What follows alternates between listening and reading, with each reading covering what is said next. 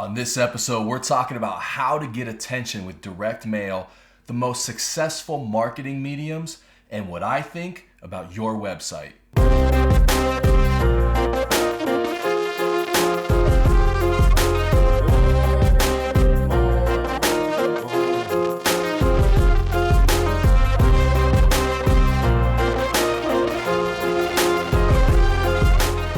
Hey everybody, what's up and welcome to the 88 Dental Marketing Show, where we are answering dentistry's most important marketing questions for sure.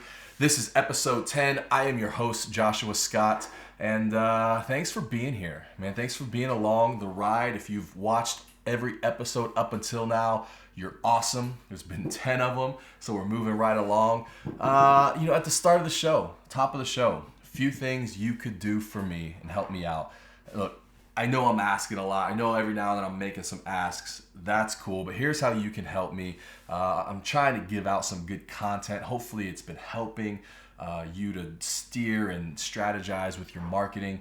A few things, man. Anytime I'm getting comments or interactions from you guys, I love it. I love the emails. I love the comments.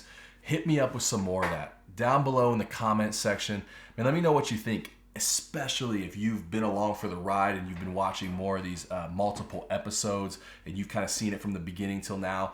Let me know, what do you like? What do you not like? Josh, cover this. Josh, answer this question. Don't do that. Give me some feedback, some direction, what you're thinking. I would love it. And then secondly, if you're in the dental community, man, what would be amazing is if you could pass this show along to some friends that are also in the dental community. And just email them and say, hey, been watching this show, what do you think? And get some of their feedback. Just let them know that it's out there. I would love you forever if you were to share the show with some friends. And so I appreciate that. Those are the two things you can help me with. Now let's get to some questions. Our first question is from Dr. Mike Schroeder. What's a good attention getter for direct mail? Dr. Schroeder, good question. Thanks so much for asking. Getting attention with direct mail. Number one, if you're in the direct mail space, I think you gotta have an offer. I mean, you're right. You gotta be getting attention, so you gotta offer something. Direct mail that comes into our mailboxes that doesn't have any type of deal on it, I think we disconnect. Like, we have created that culture and that model. And so if you're going to do an offer, it works great. If you're not going to do an offer and don't want to go that route, then I think direct mail isn't for you. However, I think it could be a bit of the wrong question, right? Like, how do we keep getting attention? And in a sense, it's like maybe you start off with a little bit of an offer and that works for a while. But then you see numbers start going down. So you start to talk about how can we offer something bigger. So you offer something bigger and numbers jump for a while, but then it starts to lag again. And so it's this constant cycle of one-upping yourself and what can we give out that's bigger and how can we get more attention and more attention. And in the end, I don't know if it's a cycle that wins and is sustainable. It's like, how do you keep one-upping yourself? It's like Miley Cyrus at the VMAs. How do you come back and top that performance? I don't know. And so that's the question. It's a tough space. And so maybe it's a space you get into for a little bit and then you get out of, and you get into for a little bit. Maybe it's seasonal. You've got certain seasonal promotions. We're doing a spring orthodontic invitation. We're doing a fall or end of the year dental implant push. And there's some offers around that. But yeah, to stay in that space constantly and to saturate it with offers and to get attention, it's a tough game. And I don't know if you win. Question number 2 comes from Dr. Elena Perry. What medium do you find most successful? Hi, Dr. Perry. Thanks for the question. I'm going to get some general responses here is number one, if there was like this, hey, this is the medium you always get into, then I think everybody would do that. There is this part of marketing where it's not a mystery, but you just have to figure out what works for you guys. And I'm in so many different offices across the country that I know enough to say it's not a one size fits all. Different mediums work differently in different places. And so some of it is you have to figure that out. Now, do we have these kind of time-tested principles or these data-driven mediums that perform better? Yeah, there's some general assumptions we can make. Typically, I like to at least have a 2/3 digital strategy with a practice, and then 1/3 traditional media. And I'll explain why. Digital, number one, is so much less expensive. The reach is so much further. It can be so much more targeted. Everybody's on it. Like, I don't even think I have to build a case for digital. The traditional, I think dentistry is still neighborhood based. Most people choose a dentist around either where they live or where they work. And so because of that, I still think there's some plays there with traditional media. We get into mail. I still think that works. I still think because if you're neighborhood based, getting in the mailboxes works. Traditional kind of PR and community events and sponsorships, like that stuff is all important if you're going to be a part of the community. And so there's some things there, but the more and more I go on in this, the more and more we get focused on digital. And I'll tell you what I'm really excited about right now, and it'll probably come up on a later show, but man, it's Facebook marketing. And we've had a few practices jump in that. I'm not talking about boosting your posts and that type of stuff. I'm talking about legit. Facebook added an ads manager to their platform so that you can market and put ads in people's Facebook feeds. And so we've had a few practices jump in on that this year, and we've experimented with it. And I have to tell you, man, the first few months of data is exciting. In the last 10 years of marketing, what I've seen, I don't know if I've seen something get this type of results this quick. I'm pretty geeked out about it. It is the most I'm more excited about this than I have been about anything in the last 10 years. And so we're going to play it out a little bit more, but I'm showing it to everybody. I'm getting practices to jump in and get in on it, because I think in the next 2, 3, 4 years, it's going to be prime. After that, I think marketers are going to ruin it, and Facebook is probably just going to become very cluttered. And so we're going to have to figure that out when we get there. But man, right, those are the best. So for me, like the hottest medium right now is Facebook. But typically we lean towards a lot of digital with some traditional mediums in there as well. Okay, question number 3 from Dr. Melinda Mundy Burgett. Can you look at an office's website and tell us what you think we are all about? Yes, please send me your website. I'll take a look at it, give you some of my thoughts and advice. Especially if you are getting into a redesign, or you're thinking about it, or you're in the middle of one, send it to me, man. I'd love to give you my thoughts and just ways that I think you can make it better. But yeah, Dr. Melinda with Grin Dentistry, and here's their site. So, the question is, what can I tell about you or your practice? Number one, I think it's a really nice, visually appealing site. Like, it looks good right from the start. A big hero image, nice colors, some negative space there, which I love. Knowing you guys and a little bit about you, look, I know that Grin, what this site says to me is that, especially if you look through it and read it, Grin Dentistry isn't just some gimmicky kind of marketing name.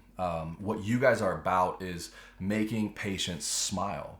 And in a healthcare dental world where the experience isn't always enjoyable, you're trying to create a different experience, one that is enjoyable, that patients can brag about and look forward to as one of their favorite parts of the week.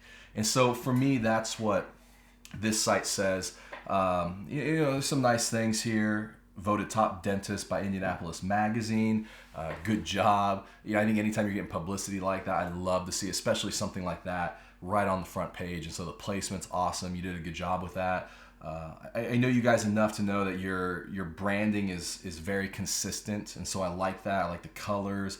I like the logo. Even the copy is very consistent with the overall brand. Good job. If you scroll down, you got patient reviews, social, map. We got your picture there, which I love. I think patients are always always looking for a picture of the dentist on the front page. I think they just like, what they want to know is that you're a normal person. They just don't want to be surprised. And so you giving them that, just again, like, we're just making it easy for patients. Like, this is what I look like, this is where you're going, this is what to expect. They're like, great. So overall, decent looking site, good job. I think it definitely communicates some of that philosophy and brand and values you guys have. If I'm being critical or giving you some advice on ways I think it could be better, number one, custom photography. I mean, you've chosen some decent stock images here, but knowing your team and a little bit I know about you, custom photography would be amazing. I mean, getting somebody in and doing a session with your staff in action and creating that patient experience would be, you guys would kill it. It would be awesome. And I think it would create this whole other site of, make you guys special and stand out. And when patients come to the site and they realize what they're getting ready to walk into, I think that closes the deal. I think the photography, more than anything else, that closes the deal and makes it easy for patients to choose you. So that's number one. I would highly encourage that. I think if that's all you did, the site becomes dramatically different. I think there's a lot of text, as we get into here.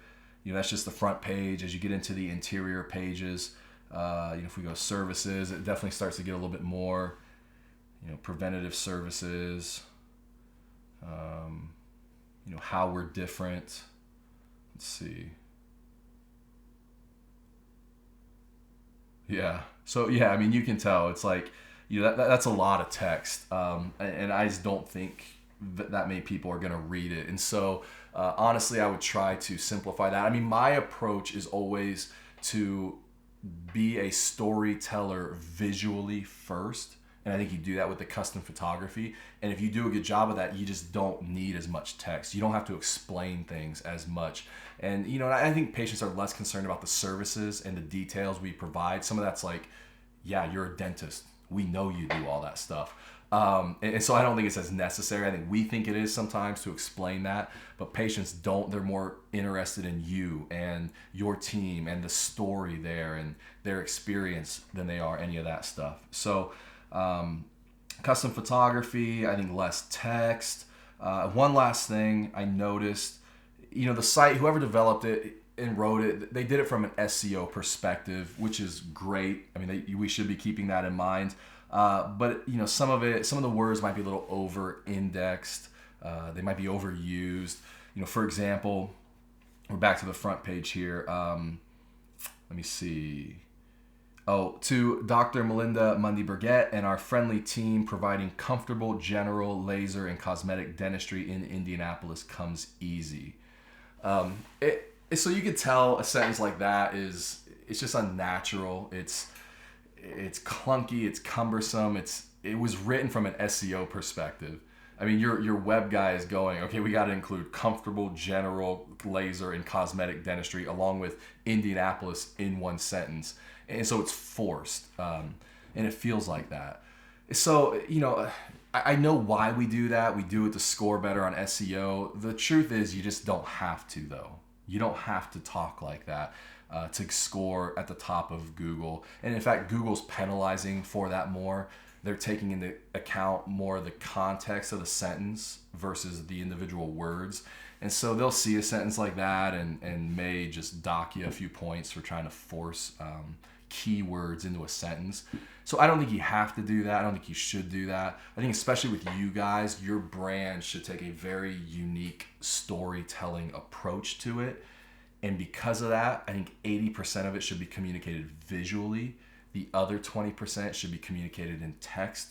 And it should be very big picture, strategic type stuff, like the patient's experience, who you are, your approach to dentistry. And so that's the probably the angle, the advice I would give you. Overall, good job. I think some of your brand is definitely coming through in your site, and but those are some ways you can get better and improve it. So, guys, thanks so much for being a part of episode 10. Hope you enjoyed it. Hope it gave you some value. The 2 things you can do for me, man, leave some comments, some advice, some suggestions. I would love that. And then secondly, if you could pass this along to anybody else in the dental industry, I would love you forever. Seriously. So that's it. Episode 10. Your homework for this episode, get some solicited, unbiased advice from friends and family about your website. Kick it out to them, send them the link and say, hey, what could I do better? What could I do different? Be brutally honest with me. What are some ways I can make this better? Or what's disconnecting with you? Like all those things. What don't you like about it? And so shoot that out. Get some solicited, unbiased advice from people you know about your site. And I think in the end, you'll be better for it. Guys, appreciate it. This was episode 10. I had a good time. I hope you did too. I'll see you next episode.